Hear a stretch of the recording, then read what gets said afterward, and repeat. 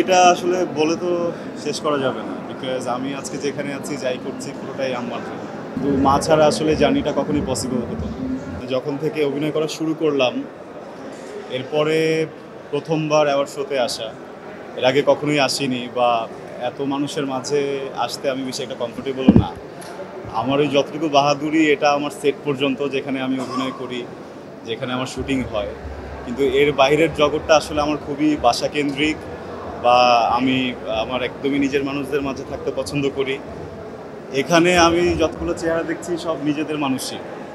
তো ওখান থেকে যখন ইনভাইটেশন আসলো আমার মনে হলো যে যাই ঘুরে আসি। আর এরকম একটা অকেশনে যেহেতু এসেছি, ফ্যামিলিকে সাথে করে নিয়ে এসেছি, এক্সাইটমেন্ট কাজ করছে ভিতরে।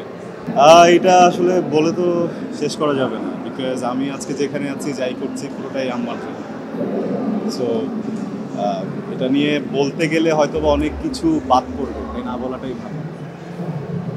কিন্তু মা ছাড়া আসলে জার্নিটা কখনোই পসিবল হতো না। ভালো ভালো কাজ হচ্ছে, সবার মাঝে একটা পরিবর্তন দেখা যাচ্ছে, সবাই চেষ্টা করছে ভালো কাজটা দেওয়ার। তো এই বিষয়গুলো যখনই দেখছি ভালো লাগছে, কারণ একটা সময় ছিল যখন মাঝে দিয়ে অনেক কথা উঠেছে যে গল্পের অভাব, ভালো কাজের অভাব। তো ইদানিং এই কথাগুলোকে ছাপিয়ে দেখছি সবাই ভালো ভালো গল্প নিয়ে আগাচ্ছে, সবাই চেষ্টা করছে ভালো কাজ করার। এই বিষয়টা সুন্দর। আমার বিশ্বাস যে ইন্ডাস্ট্রি ভালো দিকেই যাচ্ছে।